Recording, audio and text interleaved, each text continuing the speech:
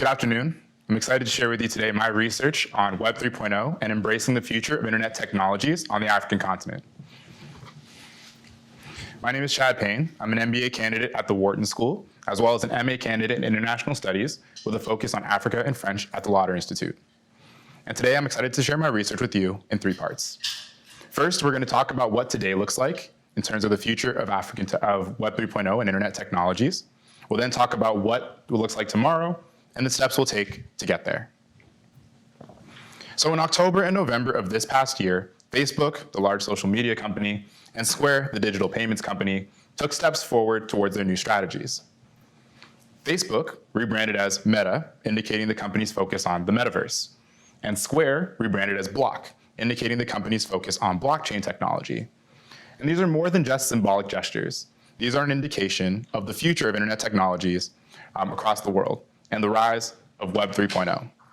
For those who don't know, Web 3.0 is a decentralized, autonomous internet that really puts power in the hands of the consumer. Using artificial intelligence and automation of interoperable smart contracts, one is able to validate their identity with others using the blockchain without the need for any kind of central party or authority. And for those who aren't familiar with the blockchain, it's a public decentralized ledger that organizes a bunch of smart contracts across individuals without a central authority. Think of it like a public Rolodex that everyone has access to. Now, across the world, we've seen a rise in the implementation and introduction of such technology. In China, there's a large number of blockchain patents that have been filed. In the US, there's heavy investment in blockchain technologies and startups. And in Europe, we've seen the transfer of national databases to a blockchain service. But one question remains unanswered. Why has Africa been excluded in the conversation of Web 3.0 and the incorporation of automation and blockchain technologies? In order to best understand that, it's important to take values that we hold near and dear to our hearts and reimagine them for a future. And today we're going to talk about 3: infrastructure, community, and education. Let's begin with infrastructure. So infrastructure in the African continent, there's a very large digital divide that continues to grow. 620 million people in sub-Saharan Africa do not have access to electricity.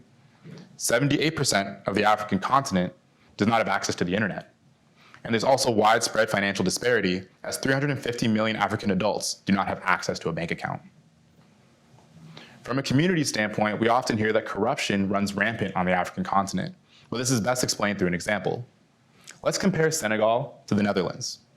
Now, Senegal and the Netherlands have roughly the same population size, but it's very difficult to do business in Senegal compared to the Netherlands.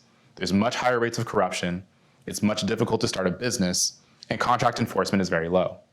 This makes it difficult to trust the systems and entities that were created to help us in times of need, making it very difficult to build community and also to start a business. And then lastly, from an education standpoint, though STEM has been a popular topic on the African continent, it still lies behind a lot of its regional competitors. So less than 25% of students pursuing higher education on the African continent focus on STEM.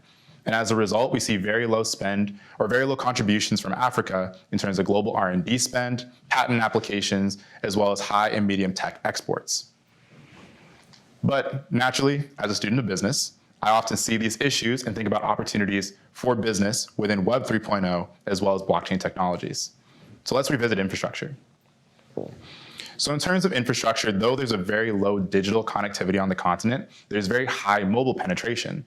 And this is demonstrated through the app of M-Pesa, which is a mobile money sending platform. M-Pesa has over 50 million customers across the continent that are both banked and unbanked who use this for financial transactions.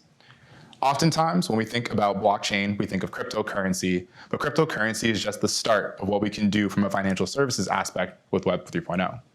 Web 3.0 enables secure, fast, and reliable transactions that are fee-free on a micro level between peers and peers.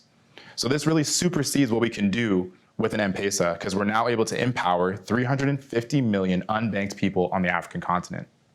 In addition, if we think about inflows to the continent, this also has a huge impact. So for instance, with remittances, $44 billion in remittances are received by the African continent every single year. But in order to do so, you often have to pay a hefty fee of 9%. But when you introduce a Web 3.0 platform, that fee gets eliminated, and now you enable a lot more people to access this service. We can also talk about community. So this is an example of Uganda. For those who don't know, Uganda is one of the world's largest organic farming countries. It has over 200,000 hectares of land that are dedicated to organic farming. But let's take an example of a rural village in Uganda like such, and they have difficulty with their crop, or they need additional funding to support for the year. In a traditional hierarchical structure, they'll turn to the highest entity of the organization or foreign entity for support or aid in financing. But as we saw, corruption runs rampant and contracts aren't always trusted. So I'd like to introduce a decentralized autonomous organization, which is a blockchain-powered organization where there is no central management or authority, as all the contracts and structures of the organization are registered on the blockchain. And in doing so, you eliminate the need for any type of central authority or management. So if we take this example where this village needs access to funding, they can now turn to their other members of the DAO, ask for funding, and each member of the community is empowered with equal decision rights, so they're able to decide as a community how that money will be spent. And lastly, when we think about education, we mentioned a handful of problems earlier, but even in South Africa, which is one of the world's most developed academic infrastructures, particularly in the African continent, there are still problems. There's operational efficiency, time, resources, training quality. But when you introduce Web 3.0 in an academic setting, there's a large opportunity here to scale and not only complement what is currently available, but disrupt it entirely at a cost-effective price point. Through Web 3.0, you create a social software and a semantic-based web that empowers a pedagogical curriculum that will enable people to have information-based searches, innovation, and learning. This can be seen through a virtual tutor who understands what your needs and wants are, as well as a virtual 3D classroom, where you're able to gather information from all over the world, whether it's a website or a podcast, and tailor that to the individual so everyone has a very unique academic experience. Now, I understand that on one end, this picture is very ominous in the short term, but at the same time, it's very ambitious in the long term. And I'm happy to share that there's been steps taken forward in the African continent to make this a reality. The Ethiopian government has recently signed a contract with Cardano, which is a blockchain technologies company, to build a national database of its student and teacher registration identification system. We mentioned mobile penetration.